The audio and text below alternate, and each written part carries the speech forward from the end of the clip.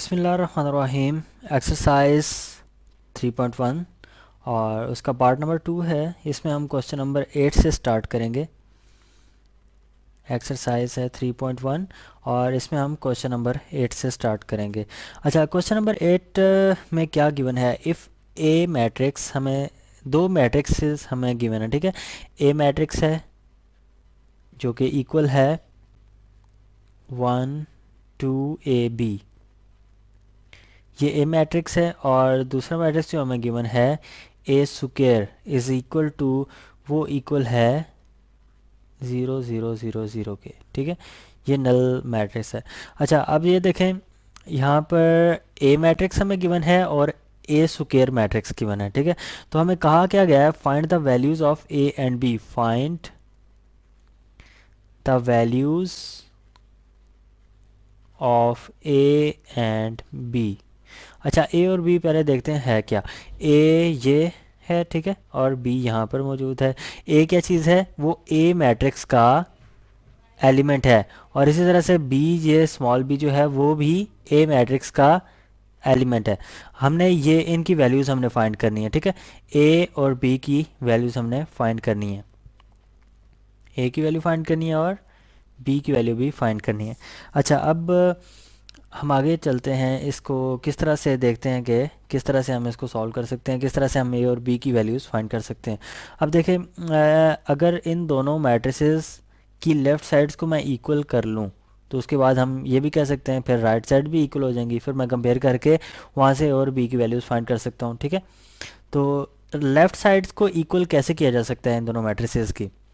ये ए स्क्वायर है और ये ए है। अगर मैं इसका स्क्वायर ले लूँ, इस मैट्रिक्स का स्क्वायर ले लूँ, तो ये क्या बन जाएगा? ए स्क्वायर, ठीक है। और ये पहले से ए स्क्वायर है तो ये दोनों की लेफ़्ट साइड्स इक्वल हो जाएंगी। तो हम इस मैट्रिक्स का स्क्वायर ले लेते हैं। ए स्क्वायर किसके इक्वल होता है?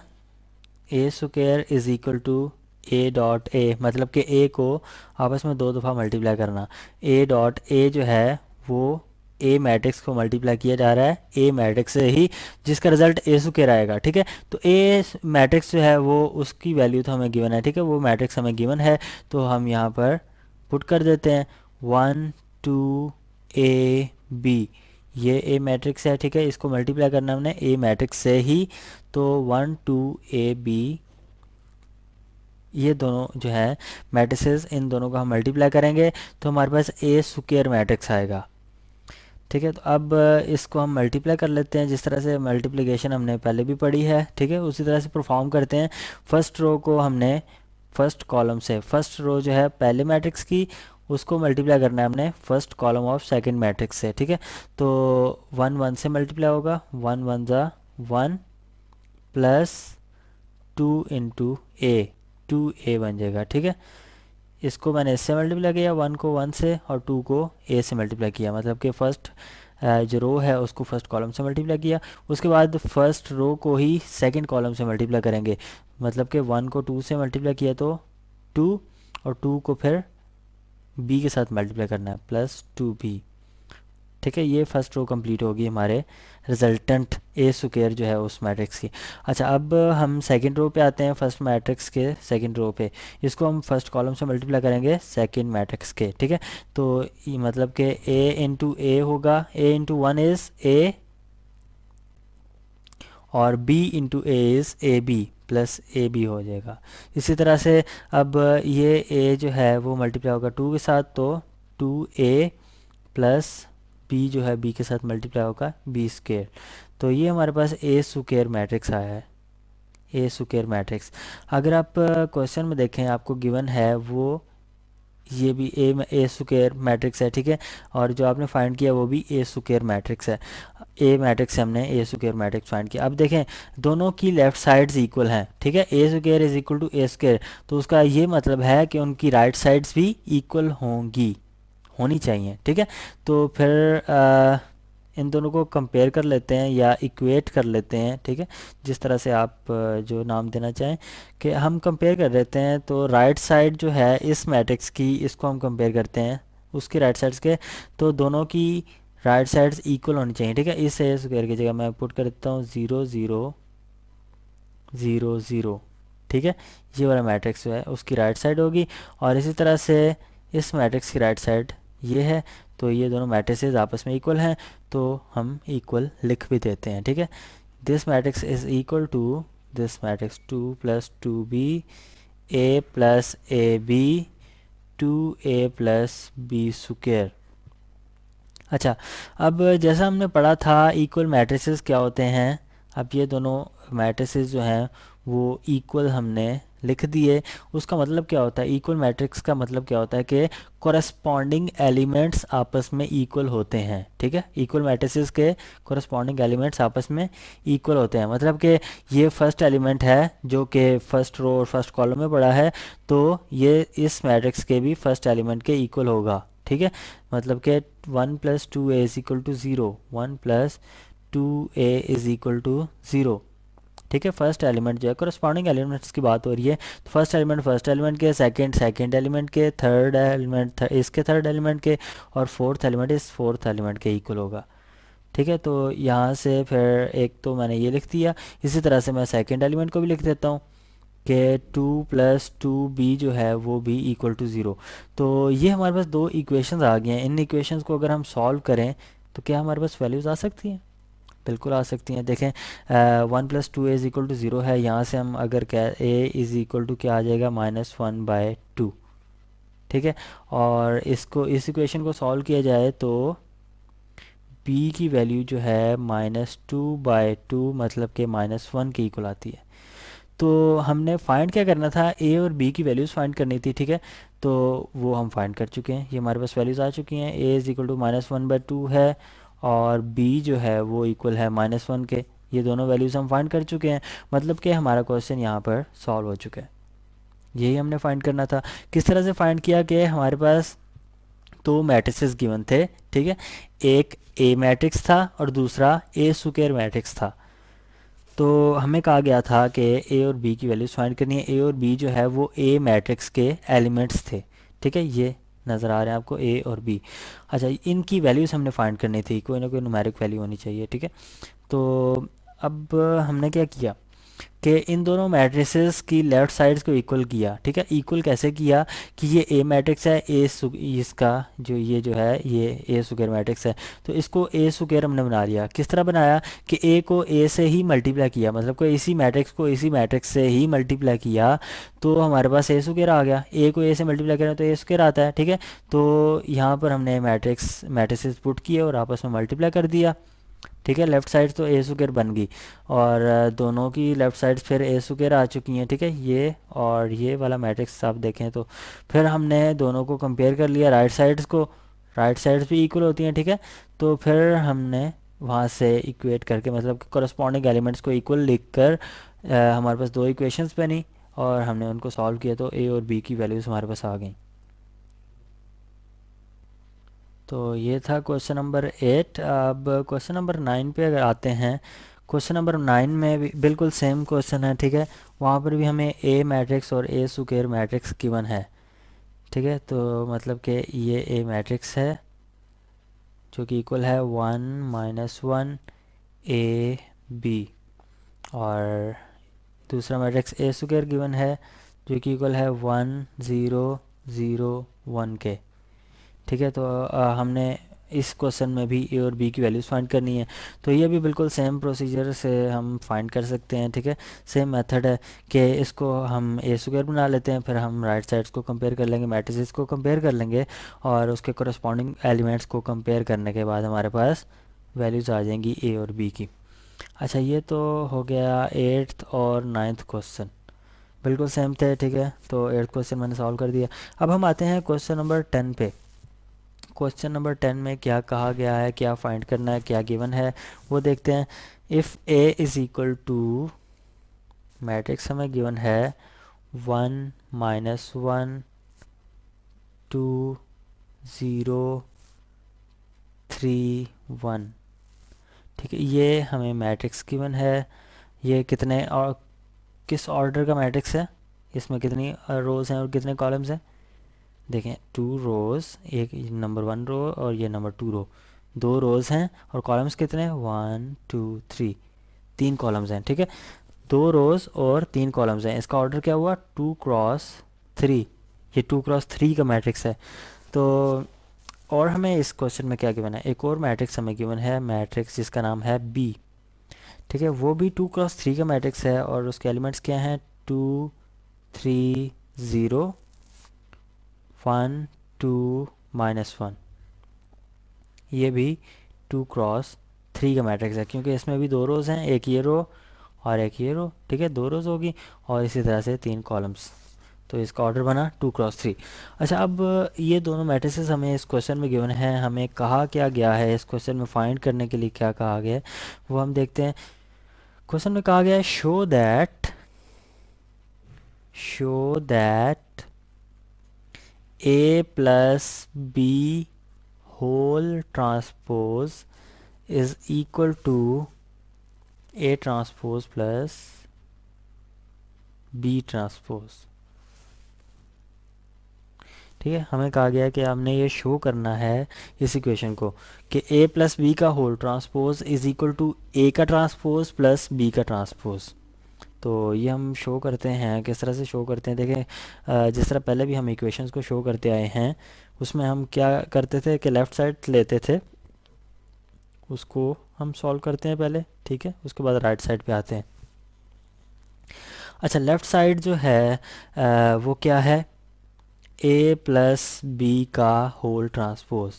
जिस तरह से हम मैथमेटिकल एक्सप्रेशंस को सॉल्व करते हैं कि मतलब पहले ब्रैकेट के अंदर जो है वो सॉल्व किया जाए, उसके बाद ब्रैकेट के बाहर जो है वो सॉल्व करते हैं, इसी तरह से हम पहले ब्रैकेट के अंदर जो है उसको सॉल्व करते हैं। ठीक है, तो ए ब्रैकेट के अंदर इसमें क्या है A+B, A+B। ए क्या है और बी क्या है, ये दोनों मैट्रिसेस हैं जो कि हमें क्वेश्चन में गिवन है। ठीक है, ये ए मैट्रिक्स हमें गिवन है और बी मैट्रिक्स, A+B मतलब कि इन दोनों मैट्रिसेस का सम फाइंड करना है हमने। तो उनकी वैल्यूज हम लिख लेते हैं 1 -1 2 0 3 1 प्लस बी मैट्रिक्स जो है वो 2 3 0 1 2 -1। तो इन दोनों मैट्रिसेस का सम फाइंड करते हैं। किस तरह से फाइंड करते हैं, पहले तो देखा जाता है कि ये दोनों मैट्रिसेस सम हो सकते हैं या नहीं। सम कौन से मैट्रिसेस हो सकते हैं, कौन से नहीं हो सकते, पहले भी हमने डिस्कस किया था इस चीज़ को जब हमने सम पढ़ा था एडिशन ऑफ 2 मैट्रिसेस। वो ये था कि जिन 2 मैट्रिसेस का ऑर्डर सेम हो सिर्फ वो मैट्रिसेस सम हो सकते हैं, ऐड हो सकते हैं या सब्ट्रैक्ट हो सकते हैं। ठीक है, तो ये भी 2 क्रॉस 3 का मैट्रिक्स है और ये भी 2 क्रॉस 3 का मैट्रिक्स है जो हमने इस क्वेश्चन के शुरू में देखा कि दोनों मैट्रिसेस क्या हैं 2 क्रॉस 3 के हैं, दोनों का सेम ऑर्डर है। तो मतलब कि ये दोनों आपस में ऐड हो सकते हैं मैट्रिसेस। ठीक है, तो इनको ऐड कर देते हैं, करस्पॉन्डिंग एलिमेंट्स ऐड होंगे आपस में। ठीक है, एडिशन में क्या होता है करस्पॉन्डिंग एलिमेंट्स आपस में ऐड होते हैं, मतलब कि ये फर्स्ट एलिमेंट है तो ये फर्स्ट में ऐड होगा, सेकंड एलिमेंट सेकंड में ऐड होगा, थर्ड एलिमेंट थर्ड में, इसी तरह से बाकी सब भी। तो 1 + 2 is 3, -1 + 3 is 2, 2 + 0 is 2, 0 + 1 is 1, 3 + 2 is 5, 1 - 1 is 0। तो ये हमारे पास बना A+B मैट्रिक्स। ठीक है, अच्छा अब इसके बाद क्या है, ब्रैकेट के अंदर जो था वो हमने सॉल्व कर लिया।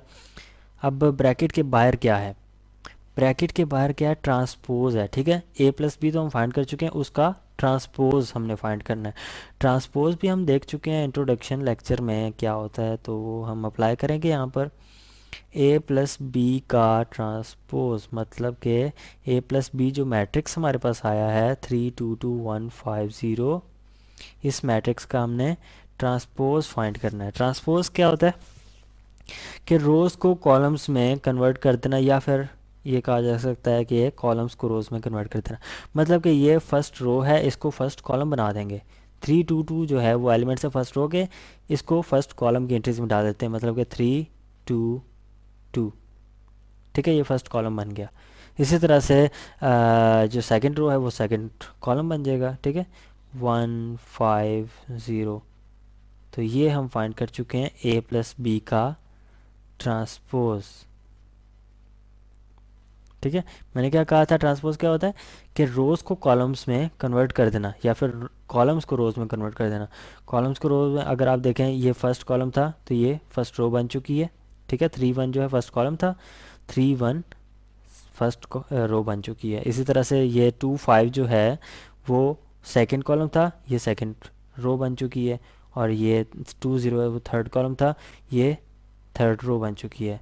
इसी तरह से आप दे सकते हैं कि फर्स्ट रो जो है ओरिजिनल वेक्टर की 3 2 2 थी, ठीक है। तो ये फर्स्ट कॉलम में आ चुका है, ठीक है। इन दोनों तरीक़ों से हम कह सकते हैं कि या तो रोज़ को कॉलम्स में कन्वर्ट कर दिया गया है या फिर कॉलम्स को रोज़ में कन्वर्ट कर दिया गया है, एक ही बात है। तो ये होता है ट्रांसपोज। ए प्लस बी का होल ट्रांसपोज हमने यहाँ पर फाइंड कर लिया। अब हम, ये तो हो गया, हमने सॉल्व कर लिया लेफ़्ट साइड, ठीक है, left hand side of this equation जो कि हमने शो करनी है। तो अब हम राइट साइड पे आते हैं। राइट साइड में क्या है, A transpose plus B transpose, ठीक है। राइट साइड सॉल्व करते हैं। Right hand side A transpose plus B transpose. तो अब यहाँ तो ब्रैकेट नहीं है तो हमें हमें इन्हें अलग-अलग सॉल्व करना पड़ेगा, ठीक है। तो ए ट्रांसपोज पहले लिखता हूँ मैं। इसका क्या मतलब है, ए मैट्रिक्स जो है उसका ट्रांसपोज, ठीक है। तो ए मैट्रिक्स का ट्रांसपोज, ए मैट्रिक्स तो हमें क्वेश्चन में गिवन है, उसका हमने ट्रांसपोज फाइंड करना है। ए मैट्रिक्स ये है 1 -1 2 0 3 1, ये यहाँ पर लिख लेते हैं 1 -1 2 0 3 1। ये ए मैट्रिक्स है, इसका हमने ट्रांसपोज फाइंड करना है। तो ट्रांसपोज फाइंड कर लेते हैं। A transpose is equal to 1 -1 2 0 3 1, ये बन गया ए ट्रांसपोज, ठीक है। इसी तरह से साथ में क्या है, उसमें ऐड हो रहा है बी ट्रांसपोज। तो बी ट्रांसपोज पहले हम फाइंड करते हैं कि बी ट्रांसपोज क्या आएगा। B transpose is equal to, B matrix हमें गिवन है क्वेश्चन में, ठीक है। बी मैट्रिक्स क्या है, बी मैट्रिक्स है 2 3 0 1 2 -1, 2 3 0 1 2 -1, वो लिख लेते हैं 2 3 0 1 2 -1। इसका भी हमने ट्रांसपोज फाइंड करना है। तो ट्रांसपोज फाइंड करते हैं इसका, रोज़ को कॉलम्स में कन्वर्ट कर देते हैं। 2 3 0 1 2 -1, ये हो गया बी मैट्रिक्स का ट्रांसपोज। अच्छा, अब लेफ़्ट साइड क्या थी, लेफ़्ट साइड ये है A transpose plus B transpose, मतलब कि हमने जो ट्रांसपोज फाइंड किए हैं ए और बी के, उनको ऐड कर देना, आपस में प्लस कर देना, ठीक है। तो A transpose plus B transpose find करते हैं। ए ट्रांसपोज जो मैट्रिक्स आया है वो है 1 -1 2 0 3 1, 1 -1 2 0 3 1, ये है ए ट्रांसपोज। और इसमें हमने ऐड करना है बी ट्रांसपोज। बी ट्रांसपोज का तो ये लिखा हुआ है, ठीक है, जो कि 2 1 3 2 0 -1। तो इन दोनों मैट्रिसेस को ऐड करते हैं। कोरस्पॉन्डिंग एलिमेंट्स उसी तरह से जिस तरह एडिशन होती है, कोरस्पॉन्डिंग एलिमेंट्स आपस में ऐड होंगे, मतलब कि 1 जो है वो 2 में ऐड होगा तो 3 आया। 0 + 1 is 1, -1 + 3 is 2, 3 + 2 is 5, 2 + 0 is 2, 1 -1 is 0। ये रिज़ल्ट आ चुका है A transpose plus B transpose. अच्छा, ये तो है राइट साइड। तो लेफ़्ट साइड का रिज़ल्ट अगर देखें, 3 2 2 1 5 0, 3 2 2 1 5 0, 3 2 2 1 5 0। लेफ़्ट साइड का जो रिज़ल्ट आया है वो राइट साइड के इक्वल है, ठीक है। वही रिज़ल्ट राइट साइड का, मतलब कि हम प्रूव कर चुके हैं कि left side is equal to right side, ठीक है। लेफ़्ट साइड का जो रिज़ल्ट आया वो राइट साइड के रिज़ल्ट के इक्वल है।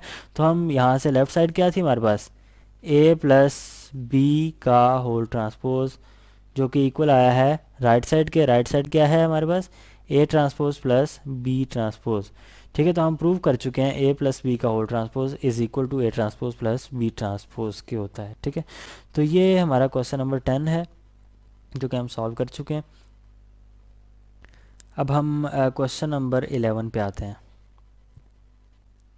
क्वेश्चन नंबर 11 में हमें कहा गया है, पहले तो हम देखते हैं हमने दिया क्या है, गिवन क्या है। ए मैट्रिक्स हमें गिवन है जो कि इक्वल है 1 1 3 5 2 6 -2 -1 और -3। ये हमें ए मैट्रिक्स गिवन है। ठीक है, तो हमें फाइंड क्या करना है यहाँ पर, हमें फाइंड करना है ए क्यूब। ए क्यूब फाइंड करना है हमने। ठीक है, ए क्यूब किस तरह से हम फाइंड कर सकते हैं, ए क्यूब इक्वल होता है A multiply by A multiply by A. ठीक है, इस तरह से हम फाइंड करेंगे, या फिर इसको कहा जा सकता है कि A cube is equal to A square into A. ठीक है, तो मतलब कि हमें ए गिवन है, यहाँ पर हमने ए क्यूब फाइंड करना है तो हम ये फाइंड कर सकते हैं। ठीक है, मतलब कि ए स्क्वायर पहले फाइंड कर लें, उसके बाद हम उसको ए से मल्टीप्लाई करें तो हमारे पास ए क्यूब आ जाएगा। ठीक है, तो ए स्क्वायर किस तरह से फाइंड करेंगे, ए डॉट ए, जिस तरह से पहले क्वेश्चन में भी हम फाइंड कर चुके हैं। ठीक है, जो हमने क्वेश्चन नंबर 9 में फाइंड किया था जिस तरह ए स्क्वायर, तो ए स्क्वायर पहले फाइंड कर लें, वो हम यहाँ पुट कर दें, तो मतलब कि ए के साथ दोबारा मल्टीप्लाई करें उस ए स्क्वायर को, तो हमारे पास रिजल्ट जो है वो ए क्यूब का आ जाएगा। इस तरह से हम ए क्यूब फाइंड करेंगे। ठीक है, तो ये कौन सा मैट्रिक्स है, किस ऑर्डर का मैट्रिक्स है, इसमें 3 रोज़ हैं और 3 कॉलम्स हैं, मतलब कि 3 × 3 का मैट्रिक्स है। उसकी मल्टीप्लिकेशन भी हम पहले देख चुके हैं। ठीक है, तो इसी तरह सिंपल मल्टीप्लाई करेंगे तो आपके पास ए क्यूब आ जाएगा। ठीक है, ये आप खुद से ट्राई करें, तो सिंपल मल्टीप्लिकेशन है और मेथड मैंने बता दिया आपको, तो आप खुद से ट्राई करें तो ये सॉल्व हो जाएगा।